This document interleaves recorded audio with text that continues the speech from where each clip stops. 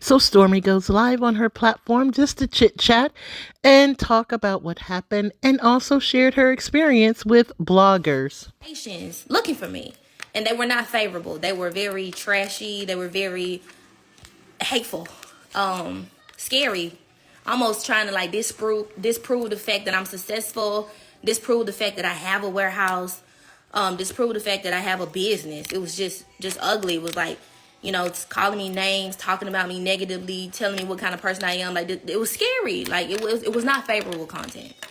And had I, had anybody seen that beforehand, and if they saw the lady in person, they wouldn't have thought she was there to be nice. Hell, I'm low key scared, shit, because fans are crazy, can be crazy. I wouldn't say that crazy, but so we were at our warehouse one day. I'm working, y'all. At this time, I'm building my business back up, from finally seeing some success again, gaining some momentum, getting some wind under my wings, and look out the window. Lo and behold, one of my employees, he was like, "Yo, that's that lady outside." And mind you, at the time, our building was in a complex where there were other businesses. However, let me tell y'all how some of my leases go. When you lease a building, that's your property. That becomes your property. It's not nobody else's property. And even if it's a shared complex, you have allocated parking spaces that are yours. You get what I'm saying? That belong to you. Look at Peaches. What you doing, girl? That belong to you. And that was the case. So she was walking down. You could tell she wasn't sure if our building was over there. So she was looking at other buildings and whatever. So she was getting ready to walk right up to our door. She had walked to a few doors we could see out the window. And before she could actually like get to the door, but she was still in our parking areas, like right there, I would say 5 to 7 feet away from the door. Courtney go outside, we asking her to leave. She ain't leaving. At this time, I'm thinking, I'm gonna snap my mind. It's like, this motherfucking bitch, like, came over here? Like, you really doing this? Because it's real now. I done seen videos of her looking and doing it before this one. I done seen the videos of her going to other places that we had occupied. But, like, when it's, like, in your face, you like, ain't no motherfucking way. Like, bitch, you ain't tired. So I kind of lost my shit. I was, like, crying. I was hurt. I was cursing. Hell, I was saying all kind of shit. But I was also saying, this so fucked up. Like, this some stalker ass shit. Like, why they do this? They try to tear me down all the time. I'm devastated. I'm crying. And the lady took that video down to the magistrate office and swore for a warrant. She basically, I'm under the impression that she told them that she was a little old lady. I don't even think she that old. She looked older, but I don't even think she's 70. Everybody be like, she 90 or whatever, but she was like, she was a little old lady coming to buy some damn products. I'm like, this lady ain't coming to buy no goddamn products. She didn't even say nothing about no products. And her previous videos disproved that. But they didn't know that. When you go and swear for a warrant, you basically saying, hey, what I say is true, and this is what I have to support my claims. So they issued her a warrant, but it got thrown out. Hallelujah. It got thrown out because, like, once the evidence was out there and it showed, like, it was, like, borderline stalking, if not just stalking, because you can't go looking for people and then for weeks and then find them and then be like, oh, I ain't do nothing.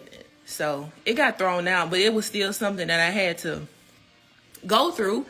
And mind you, I went in my warehouse one day and my warehouse supervisor called me. She was like, yo, 2 police just came up here looking for you. I was like, looking for me? I was like, police looking for me for? And that was after Courtney had let me know. But I was just like, what the fuck? Like, it was real. It was really crazy. It was really real. And so I ended up finding out it was the warrants and ended up saying, fuck it, I'm gonna go to jail. Turn myself in and say, and see, I was crying on the show because I was like, I was thinking, I done seen people before me have to go through some stuff with the law as it pertains to like being on that show. So I'm thinking my damn mugshot finna be out here. I'm thinking it's gonna be in the shade room with everybody else. And I'm thinking, why the fuck is this happening to me when I'm going up? Like, up. And then now, like, yeah, people be like, oh, it wasn't that big of a deal. You own your own business. I do own my own business. But the rooms I enter now, I don't need there to be a question of whether or not I did something wrong. You know what I'm saying? I'm affiliated with one of the largest companies in the world, TikTok. And I don't want nobody to see a mugshot and be like, oh, because the people these days, they see a mugshot, you guilty. You done did it, whether you did it or not. Whether it get thrown out or not, people don't hear the end. They just see the beginning and they stop there. So I was just like, fuck, like, I don't want this to be me, but I'm so glad. And that's the thing, you know, God always be like, you know, the words say, the weapon will form, but it will not prosper. It may form, but it ain't gonna prosper. And as for me, it didn't prosper. I was so thankful and I was so grateful that when I got, and I don't think I could see any other outcome because I know I didn't do nothing. See, here's the thing. When you at your own business, minding your own business, you shouldn't nobody just be able to come up and just mess with you like that. Like, that's never okay. And here I am knowing that I didn't go seeking trouble. I didn't do none of that. So I never expected any other outcome than dismissed, which it was. So when it was dismissed, I was just like, officially, I was just like, I knew it, but I'm so glad to hear it because everybody gonna have their own opinion.